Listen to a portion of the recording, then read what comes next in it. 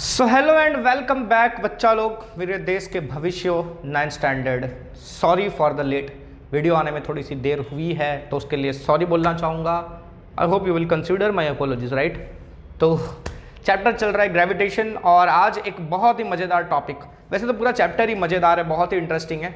आज एक और ज़बरदस्त इंटरेस्टिंग टॉपिक डिस्कस करने वाले हैं जो कि है motion of objects, motion of objects under the influence of, किसके इन्फ्लुएंस में?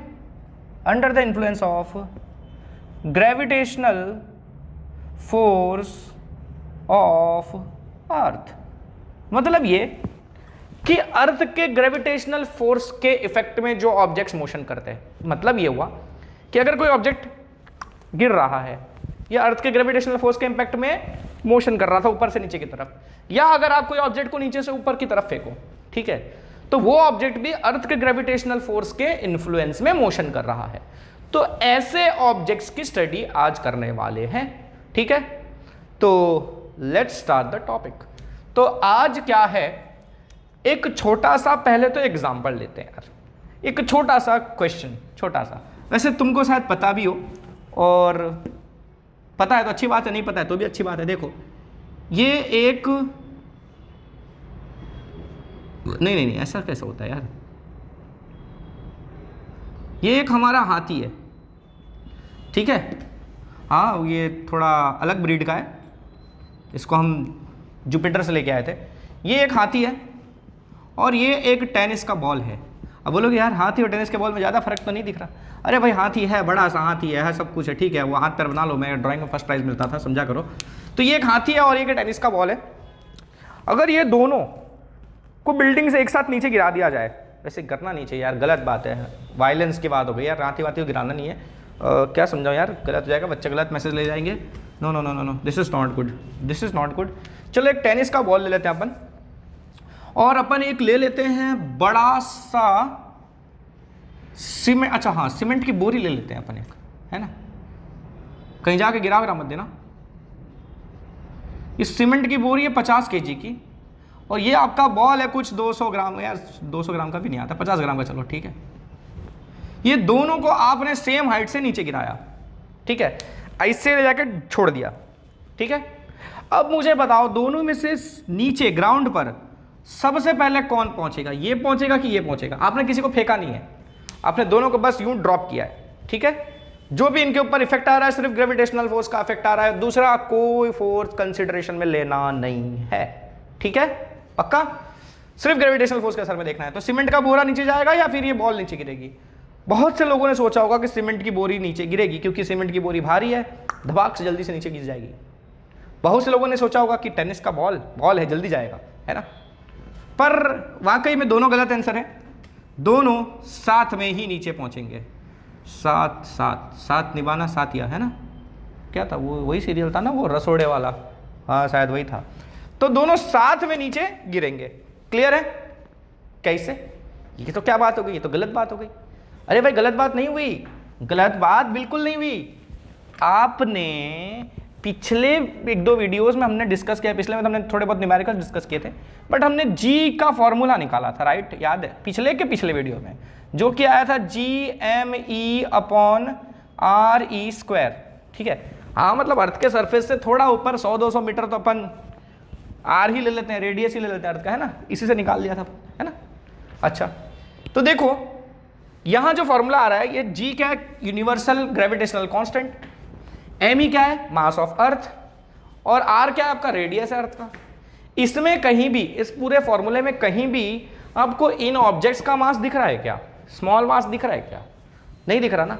इसका मतलब कि जी की वैल्यू इन ऑब्जेक्ट्स के मास पर डिपेंड नहीं करती, ठीक है। जी जो एक्सिलरेशन है वो हर ऑब्जेक्ट पर इक्वल प्रोड्यूस होता है, ठीक है, वो 10 किलो का हो या 1000 किलो का हो, ठीक है, हर ऑब्जेक्ट पर अगर वो सेम हाइट पर है, ठीक है, सेम एक्सेलरेशन प्रोड्यूस होगा उनमें, ठीक है, सेम एक्सेलरेशन से मूव करेंगे। अच्छा तो पहले इसकी वेलोसिटी भी 0 थी, इसकी वेलोसिटी भी 0 थी, यू रखा था आपने, दोनों की वेलोसिटी 0 थी, आपने छोड़ दिया, दोनों के ऊपर एक्सेलरेशन जो लगा सेम वैल्यू का लगा। अब सेम वैल्यू का एक्सेलरेशन लगा तो सेम चेंज आया होगा स्पीड में, यानी कि इसका जितना स्पीड चेंज हुआ उसका भी उतना ही चेंज हुआ, तो दोनों की हर वक्त स्पीड सेम ही रहेगी और दोनों नीचे सेम स्पीड से ही जाके गिरेंगे और सेम टाइम पर ही जाके गिरेंगे। क्लियर है? पक्का समझ में आ रहा है? क्यों? क्योंकि मास पर मतलब acceleration does not depend, acceleration के जी लिख दो, G does not depend on mass of object, ठीक है। Hence all objects experience same value of G, सभी की जी की वैल्यू सेम एक्सपीरियंस करेंगे ये लोग, ठीक है। अगर सेम हाइट सेम जगह से गिरा रहे हो तो अलग अलग जगह ले जाओगे तो प्रॉब्लम हो सकती है, ठीक है। अच्छा, तो इसीलिए they will touch the ground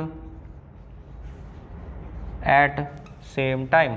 अगर दो ऑब्जेक्ट्स को आपने ऊपर से गिराया, एक ही हाइट से दोनों को गिराया, तो दोनों सेम टाइम में नीचे पहुंचेंगे, कोई आगे पीछे नहीं गिरेगा। क्लियर है? तो ये जो भी कंसिडरेशंस की थी आपने, यहां पर आपने एक चीज को इग्नोर किया है, आपने दूसरे कोई फोर्सेस कंसिडरेशन में लिए ही नहीं। अब अगर एक्चुअली में देखो तो चलो ये सीमेंट और टेनिस बॉल के एग्जाम्पल को अपन थोड़ा सा चेंज कर लेते हैं। अगर मैं इसकी जगह पर एक पेपर ले लूँ, नोटबुक का एक पेज ले लूँ, फाड़ दूँ और उसको गिराऊँ, तो टेनिस बॉल और पेपर को साथ में गिराऊँ तो मेरा टेनिस बॉल जल्दी पहुँच जाएगा, पेपर देर से पहुँचेगा, देर बाद में पहुँचेगा, ठीक है। यूँ झूलता नाचता गाता फिर जाके नीचे गिरेगा। अब ऐसा क्यों? ऐसा इसलिए क्योंकि देखो जी तो नीचे की तरफ ले जा रहा है, लेकिन ऊपर की तरफ एयर रेजिस्टेंस लग रहा है। क्या लग रहा है? एयर रेजिस्टेंस, ठीक है। एयर रेजिस्टेंस, हवा जो होती है, ठीक है, वो रेजिस्टेंस अप्लाई करती है, ठीक है। अब आपका कागज जो है उसका एरिया ज़्यादा है, सरफेस एरिया ज़्यादा है ना, सरफेस एरिया ज़्यादा है, तो उसके ऊपर एयर रेजिस्टेंस ज़्यादा लगता है। बॉल का सरफेस एरिया कम है, इसके ऊपर एयर रेजिस्टेंस कम लगता है, इसलिए पेपर जो है उसको एयर ज़्यादा अपोज करता है मोशन करने से, इसलिए पेपर धीरे धीरे नीचे पहुँचता है और आपका ये जो बॉल है वो जल्दी से नीचे पहुँच जाता है। अरे पैराशूट वगैरह होता है ना, पैराशूट से जंप करते हैं लोग, तुमने देखा होगा कितना कैसा होता है, एकदम बड़ा सा शेप होता है ना, कपड़े का पूरा चौड़ा सा बड़ा सा बनाया रहता है। क्यों ऐसा? वो क्या करता है, वो ऐसा जब फैल जाता है तो एयर रेजिस्टेंस लगता है उसमें, ठीक है। तो अगर नॉर्मली बिना पैराशूट के आदमी नीचे गिरे तो एक आदमी गिरेंगे 14 मिलेंगे, ठीक है, वो एक आदमी के 14 पार्ट मिलेंगे आपको, हो सकता है 34 भी मिले, ठीक है। लेकिन पैराशूट पहन के आदमी सही सलामत गिर जाता है, नीचे उतर जाता है। क्यों? क्योंकि वो जब फैलता है ना तो एयर रेजिस्टेंस लगता है, जिसके वजह से आपका मोशन स्लो हो जाता है, ठीक है। तो बेसिकली हमने जो सीमेंट बैग और टेनिस बॉल का एग्जाम्पल लिया, यहां पर हमने एयर रेजिस्टेंस निगलेक्ट कर दिया, क्योंकि दोनों पर जो असर होगा ना एयर रेजिस्टेंस का बहुत कम होगा, ठीक है। और ओकेजनली तो नहीं कह सकता, मोस्ट ऑफ द टाइम्स, ठीक है, मोस्ट ऑफ द टाइम्स हम जब अभी पढ़ने वाले हैं ना फिजिक्स, हम सब में ना एयर रेजिस्टेंस को तो गिनते ही नहीं है, पूछते ही नहीं है, भाव ही नहीं देते हम लोग उसको, ठीक है, जो कि बहुत ही गलत बात है। प्रैक्टिकल केसेस में अगर आप बड़े होकर जब प्रैक्टिकल एप्लीकेशंस करोगे, जब वहाँ पर अपन फॉर्मूला वगैरह लगाएंगे, यूज़ करेंगे, तो वहाँ एयर रेजिस्टेंस बहुत ही इंपॉर्टेंट फैक्टर होता है। बट अभी के लेवल में, स्कूल लेवल ये सब में हम एयर रेजिस्टेंस को पूछते नहीं है, भाव ही नहीं देता कोई, ठीक है। वैसे एयर रेजिस्टेंस भी एक इंपॉर्टेंट फैक्टर होता है, ठीक है। लेकिन अभी आप जितने भी न्यूमेरिकल्स करोगे आपके बुक में, ठीक है, आपको कुछ भी मेंशन नहीं किया गया है, तो आपको एयर रेजिस्टेंस के बारे में सोचना ही नहीं है, ठीक है। अगर क्वेश्चन में लिख के दे दिया जाए कि एयर रेजिस्टेंस भी इफेक्टिव है तो कुछ सोचा जाएगा, अदरवाइज लेट इट गो। वैसे आता नहीं है एयर रेजिस्टेंस वाला, ठीक है। क्लियर है? तो ये तो बात हो गई ऑब्जेक्ट्स के गिरने की, ठीक है। अभी अगर गिर रहे हैं या ऊपर जा रहे हैं, अगर आपने नीचे से ऊपर फेंका है तो भी तो असर होगा ग्रेविटेशन का उसके ऊपर, है ना। तो इन सारे केसेस में इनके मोशन की स्टडी अगर करनी है हमको, अरे मोशन की स्टडी कैसे? अरे लॉज ऑफ मोशन और मोशन अपन ने चैप्टर पढ़ लिया, उसमें अपन ने ऑब्जेक्ट्स के मोशन की स्टडी की ना। गाड़ी इतने स्पीड से जा रही थी, ब्रेक लगा दिया तो क्या हो गया भाई, कितने देर में रुकेगी, है ना। एक बच्ची गई, दौड़ गई, एक उस पर रोलर पे चढ़ के रोल कर रही है, बताओ दोनों की कंबाइंड वेलोसिटी क्या होगी, ये सब निकालते थे ना अपन। तो वैसे ही इस केस में भी चीजें अपने को स्टडी करनी है, ठीक है। पर फॉर्मूला वही यूज होगा जो अपन ने अब तक यूज किया हुआ है। कौन कौन से फॉर्मूले अपन ने पढ़े हैं? एक फॉर्मूला पढ़ा है अपन ने v = u + at, एक फॉर्मूला पढ़ा है अपन ने 2as = v² - u², और एक पढ़ा है अपन ने क्या, s = ut + ½ at²। ये तीन फॉर्मूले अपन ने पढ़े हैं। सेम फॉर्मूलेज आपको यहां पर भी यूज करने हैं। ऑब्जेक्ट ऊपर जा रहा है, नीचे जा रहा है, उस टाइम आपको एक चीज का ध्यान रखना है ठीक है, या देखो कई तरीके से समझाया जाता है, ठीक है। कहीं पर जी की वैल्यू के हिसाब से समझ देता है, कोई एस के हिसाब से समझता है कि ऊपर जा रहा है तो पॉजिटिव, नीचे जा रहा है तो नेगेटिव, कई तरीके हैं, ठीक है। बट आप ना हर तरीके पे हाथ पैर मारना छोड़ दो, कोई एक तरीका सीखो और उसी को यूज करो, उससे आंसर आता है। ऐसा नहीं है कि आज मैंने ये तरीके से सीख लिया, समझ लिया, मेरे को आने लगे क्वेश्चन, 2-3 क्वेश्चन मैंने सॉल्व कर लिया, कॉन्फिडेंस भी आ गया। कल मेरा दोस्त मेरे को किसी और क्वेश्चन को किसी और तरीके से समझा रहा था, अब मैं वो तरीका ट्राई करने गया और मेरे को नहीं आ रहा है, प्रॉब्लम हो रही है, कंफ्यूजन हो रही है। तो ये सब नहीं सोचने का, ठीक है, अपना तरीका लगाओ, ठीक है, तरीका सही होना चाहिए, चाहे वो कोई भी हो, आंसर आता है, ठीक है। तो मैं जो तरीका बता रहा हूं उसमें सिंपली आपको इतना समझना है कि अगर आपका ऑब्जेक्ट नीचे गिर रहा है, आपका ऑब्जेक्ट नीचे गिर रहा है, तो आपको एक्सेलरेशन की जगह लिखना है क्या, जी, ठीक है। और अगर आपने ऑब्जेक्ट को ऊपर फेंका है, अगर आपने ऑब्जेक्ट को ऊपर फेंका है तो आपको एक्सेलरेशन को लेना है कितना, -g। क्लियर है यार, सिंपल सा लॉजिक है। जब ऑब्जेक्ट जिस मोशन में करता है, सॉरी जिस डायरेक्शन में मोशन करता है, ऑब्जेक्ट अगर इस डायरेक्शन में जा रहा है और आपने उसके ऊपर जो एक्सेलरेशन अपोजिट डायरेक्शन में लगा दिया तो एक्सेलरेशन नेगेटिव होता है ना, यही होता है ना। अब आपको इतना पता है कि हमारा अर्थ के ऊपर जो एक्सेलरेशन होगा उसका डायरेक्शन तो फिक्स है, इसी तरफ होगा, है ना, इसी तरफ होगा। जब आप ऑब्जेक्ट को ऊपर फेंकते हो मतलब आप एक्सेलरेशन के अपोजिट फेंक रहे हो, है ना। जी का फिक्स है डायरेक्शन, नीचे की तरफ ही होगा, अर्थ की तरफ ही होगा, ठीक है। अब अगर आप ऑब्जेक्ट को ऊपर फेंकते हो, ठीक है, तो आप जी के अपोजिट फेंक रहे हो, एक्सेलरेशन के अपोजिट फेंक रहे हो, तो एक्सेलरेशन उल्टा काम करेगा उसके ऊपर, यानी एक्सेलरेशन आपका नेगेटिव में आएगा। क्लियर है। और वही ऑब्जेक्ट अगर आपका ऊपर से नीचे आ रहा है तो जी के डायरेक्शन में ही तो आ रहा है, तो आपका जिस डायरेक्शन में मोशन है उसी डायरेक्शन में एक्सेलरेशन भी है, तो एक्सेलरेशन पॉजिटिव होता है, स्पीड बढ़ती है ना, बढ़ती है ना। मैंने आपको बताया था ना, अगर एक ऑब्जेक्ट ऊपर से नीचे गिर रहा है, ठीक है, तो नीचे पहुंचते पहुंचते उसकी स्पीड बढ़ती है, और अगर आपने नीचे से किसी ऑब्जेक्ट को ऊपर फेंका है तो ऊपर जाते जाते उसकी स्पीड कम हो जाती है ना। आप कोई एक चीज ऊपर फेंको तो ऊपर जाकर थोड़ी देर के लिए रुकती है, फिर वापस आ जाती है ना। पहले तो आपने बहुत तेज फेंका, जैसे जैसे ऊपर जाती है उसकी स्पीड कम होती जाती है, फिर वो रुक जाता है, फिर दबाव से नीचे आ जाता है। और कोई अगर ऑब्जेक्ट ऊपर से नीचे आ रहा है तो वहाँ स्पीड कम होती है, नीचे पहुँचते पहुँचते बढ़ जाती है, यही रीज़न है, ठीक है। क्योंकि नीचे की तरफ एक्सेलरेशन और मोशन दोनों सेम डायरेक्शन में है, स्पीड बढ़ जाएगी। आपने ऊपर फेंका है तो मोशन ऊपर, एक्सेलरेशन नीचे, ऑपोजिट डायरेक्शन में, स्पीड कम हो जाएगी। समझ में आ रहा है पक्का? तो अब देखो इसको अपन मॉडिफाई करके कैसे लिख सकते हैं। ये ए की जगह क्या डाल देंगे अपन, जी डाल देंगे। यहाँ भी ए की जगह क्या डाल देंगे अपन, जी डाल देंगे। और यहाँ भी ए की जगह अपन डाल देंगे क्या, जी। अब मैंने क्या बताया आपको, जी प्लस माइनस कब लेना है, ठीक है, when moving upwards, sorry, when object is moving upwards, g को नेगेटिव लेना है, यानी कि यहाँ पर माइनस जी लेना है आपको। 9.8 की वैल्यू माइनस 9 पॉइंट लेनी है, ठीक है। अगर 10 लिया दिया है क्वेश्चन में तो -10 लेना है, ठीक है। अच्छा, और when object is falling downwards, g को क्या लेना है आपको, पॉजिटिव लेना है, ठीक है। अच्छा, अब इसमें एक और चीज़ है, अब अगर आप ऑब्जेक्ट को ऐसे फेंको, ठीक है, ऐसे फेंको अगर, तो इस केस में ना थोड़े केसेस अलग हो जाते हैं, ठीक है। इसके लिए इसको हम प्रोजेक्टाइल मोशन कहते हैं। ये सारी चीज़ें आप पढ़ोगे 11th स्टैंडर्ड में, ठीक है। अभी आप जो पढ़ोगे उसमें सिर्फ 2 केस पढ़ोगे, या तो ऑब्जेक्ट वर्टिकली अपवर्ड फेंका गया, सीधा ऊपर फेंका गया है, या तो सीधा नीचे गिर रहा है। इसी तरह के केसेस को इस बार आपको पढ़ना है अभी 9th में, ठीक है। बाकी टेढ़ा मेढ़ा फेंका तो वो सब 11th स्टैंडर्ड में। क्लियर है, फाइन, ओके। तो अपन 1-2 छोटे छोटे से लल्लू से एग्जाम्पल्स डिस्कस कर लेते हैं जिससे आपको ये कॉन्सेप्ट क्लियर हो जाए, ठीक है। कि फॉर एग्जाम्पल देखो, एक ऑब्जेक्ट को आपने कुछ स्पीड से फेंका है, ये एक ऑब्जेक्ट है, आपने इसको कुछ स्पीड से फेंका और ये 100 मीटर हाइट तक गया। कितने हाइट तक गया, 100 मीटर हाइट तक गया, ठीक है, 100 मीटर हाइट तक। अच्छा चलो 10 मीटर ले लो, ज़्यादा 100 हो गया, 10 मीटर तक ले लो, ईजी कर लेते हैं अपन, ठीक है। 10 मीटर हाइट तक ये गया है। अब ये पता करना है कि इसको उस हाइट तक पहुंचने के लिए टाइम कितना लगा।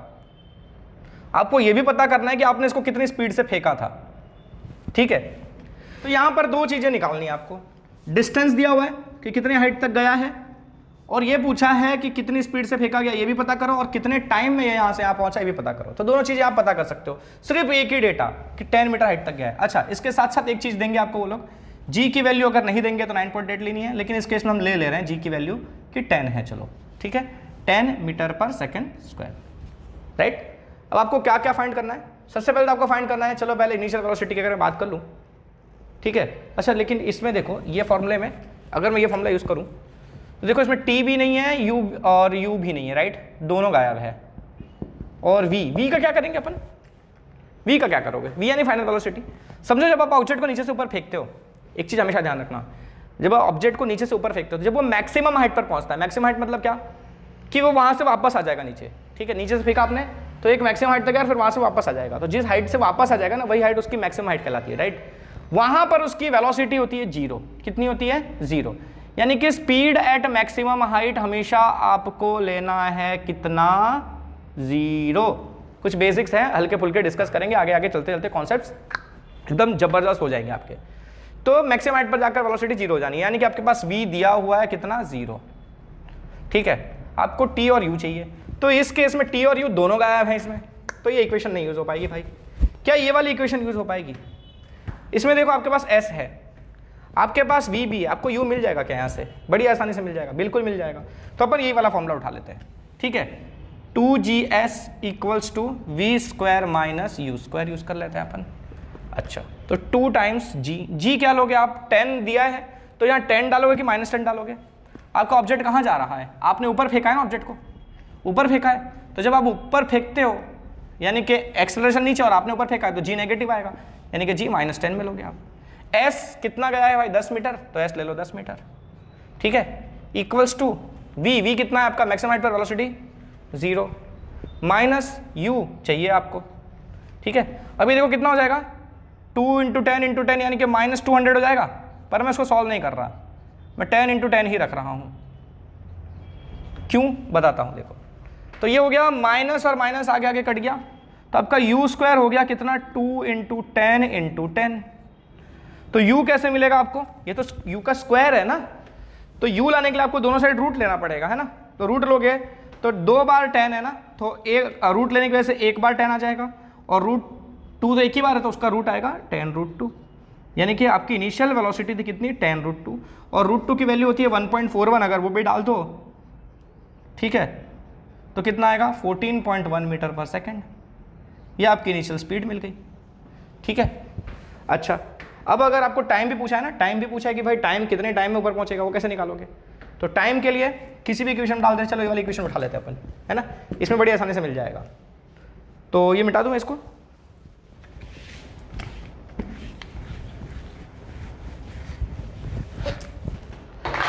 v equals to U plus A T है, v equals to U plus G T use करेंगे यहाँ पर, है ना। v क्या होगा? 0 होगा, मैक्सिमम हाइट पर जाकर वेलोसिटी 0 ही होने वाली है।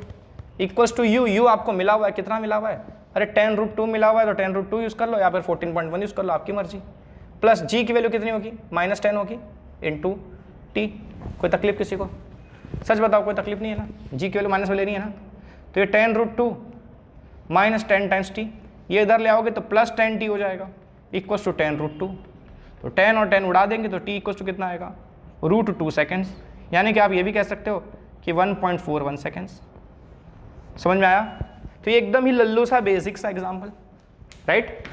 सच्ची? अच्छा, एक और लल्लू सा एग्जाम्पल डिस्कस कर लेते हैं अपन। देखते हैं क्या बनाऊं कि मान लो एक हाइट से 100 मीटर हाइट से 100 मीटर हाइट से आपने ऑब्जेक्ट को नीचे गिराया, ठीक है। तो जब वो नीचे पहुंचेगा तो इसकी स्पीड फाइंड करो। An object dropped from 100 metre high building, ठीक है, फाइंड इट्स स्पीड या its velocity just before it touches the ground. जैसे ही वो ग्राउंड को टच करे उसके जस्ट पहले उसकी वेलोसिटी कितनी है, क्योंकि भाई टच करने के बाद तो जीरो हो जाएगी ना, टकरा के रुक जाएगा वो, है ना। तो जस्ट टच करे उस टाइम उसकी वेलोसिटी निकालनी है आपको, ठीक है। ओके, तो आपको फाइनल वेलोसिटी चाहिए इस बार, है ना। पर इस बार नीचे से ऊपर नहीं फेंका है आपने, क्या फाइनल वेलोसिटी 0 ले लोगे, ठीक है। आपने ऊपर से ड्रॉप किया है, ठीक है, ड्रॉप किया है। तो जब आप ऑब्जेक्ट को ऊपर से ड्रॉप करते हो तो आपकी इनिशियल वेलोसिटी 0 हो जाती है, ठीक है। आपने नीचे से ऊपर फेंका तो जब वो मैक्सिमम हाइट पर पहुंचा तो उसकी फाइनल वेलोसिटी 0। अब ये भी बता दूं मैं कि मान लो आपने यहाँ से फेंका और वो इतने हाइट तक गया 100 मीटर तक, लेकिन आपने स्टडी की सिर्फ 50 मीटर हाइट वाली, आप यहाँ तक का ही डिस्कशन कर रहे हो, तो यहाँ फाइनल वेलोसिटी 0 मत ले लेना भाई, फाइनल वेलोसिटी मैक्सिमम हाइट पर 0 होती है, ठीक है। वो उस केस के लिए। और इस केस की बात करें हम, तो अगर आप किसी ऑब्जेक्ट को ऊपर से ड्रॉप करते हो तो इनिशियल वेलोसिटी आपको हमेशा 0 लेनी है। क्लियर है? अच्छा, अब बताओ कौन सा फॉर्मूला यूज करोगे। आपके पास एस है, ये एच है, मतलब आपके पास एस है, कितना है 100 मीटर है, राइट। जी ले लोगे, जी आपको 10 लेना है, चलो 10 दे दिया है क्वेश्चन में पहले से, इजी करने के लिए। अभी फिलहाल 10 लेके सॉल्व करते हैं अपन, धीरे धीरे आगे जाएंगे तो 9.8 वाले भी आएंगे, ठीक है। तो जी आ गया 10। अच्छा, अब फॉर्मूला कौन सा यूज करोगे। मेरे ख्याल से, मेरे हिसाब से ये वाला फॉर्मूला सही बैठ रहा है, 2as = v² - u², क्योंकि मेरे को v चाहिए और मेरे पास u है, मेरे पास s भी है और a भी है, a की जगह अपना क्या g आएगा, है ना। हो जाएगा काम। तो 2g कितना आएगा आपका, ऑब्जेक्ट नीचे ही आ रहा है ना, और g भी नीचे ही होता है ना। तो इस केस में आप g को पॉजिटिव लोगे, है ना। h कितना है आपका 1000, s यानी कि 100 आपका, v चाहिए आपको, और u कितना है आपका 0, ठीक है। तो ये वैसे कितना हो जाएगा 2000 हो जाएगा ना। अच्छा, इसको भी ऐसे ही रख देता हूँ मैं अभी, 2 × 10 × 100 = v² हो जाएगा। तो v कैसे मिलेगा आपको, फिर से दोनों तरफ रूट लोगे तो 100 का रूट आएगा कितना 10, और 2 और 10 का तो रूट कैसे निकालोगे, 20 हो जाता है ना, तो एक 4 भी निकलेगा, इसमें से 2 2 और 2 निकलेगा, तो एक 2 भी आएगा, तो बचेगा कितना 5, तो आएगा कितना 20√5, ये आएगी आपकी फाइनल वेलोसिटी, ठीक है। ये आपकी आ गई फाइनल वेलोसिटी। क्लियर है, पक्का समझ में आ रहा है। ऐसे ही क्वेश्चंस आएंगे, ठीक है, ऐसे ही क्वेश्चंस आएंगे, टेंशन मत लो। अच्छा, एक चीज यार रह गई पिछले क्वेश्चन में, मेरे को एक और कॉन्सेप्ट डिस्कस कर ही देना चाहिए था। चलो, आपके नोटबुक में तो लिखा ही होगा, फिर मैं बता दूं, मैंने तो मिटा दिया, लेकिन आप समझ जाओगे, कोई प्रॉब्लम नहीं है। कि आपने जब नीचे से ऑब्जेक्ट को ऊपर फेंका था, ठीक है, तो आपने उसके लिए कुछ टाइम निकाला था, राइट। कितना टाइम आया था, अच्छा ठीक है, जो भी आया था। तो नीचे जब आपने उसको ऊपर फेंका तो यहाँ तक पहुँचने के उसको कुछ टाइम लगा, सपोज टाइम लगा, कुछ भी लगा, सपोज मान लो 1.41 सेकेंड्स इतना लगा मान लो, ठीक है, ओके। अब मुझे बताओ कि जब वो ऑब्जेक्ट ऊपर से नीचे गिरेगा, यही ऑब्जेक्ट आपने एक ही बार फेंका, मैक्सिमम हाइट पर गया, फिर वहाँ से वापस नीचे आया, तो वहाँ से नीचे आने के लिए उसको कितना टाइम लगेगा, वो भी सेम 1.41 सेकेंड ही लगेगा, ठीक है। तो इसको टोटल जर्नी का, आपने यहाँ से फेंका, ऊपर गया और वापस नीचे आया, उसके लिए टोटल टाइम कितना लगा उसको, इनका डबल, यानी कि 2.82 लिख सकते हैं अपन। समझ में आया। तो अगर आपको कभी ऐसा क्वेश्चन आए कि एक ऑब्जेक्ट है, उसको कुछ वेलोसिटी से अपन ने ऊपर फेंक दिया, ठीक है, मैक्सिमम हाइट इतना गया, जाकर वापस जब नीचे गिरेगा, ठीक है, तो ये जाकर वापस आने का टाइम कितना है, तो सिंपल आप एक साइड का टाइम कैलकुलेट करो, जाने का टाइम कैलकुलेट करो, 2 से मल्टीप्लाई कर दो, टोटल टाइम मिल जाएगा, क्योंकि जितने टाइम में ऊपर जाता है उतने ही टाइम में वो वापस नीचे भी आता है।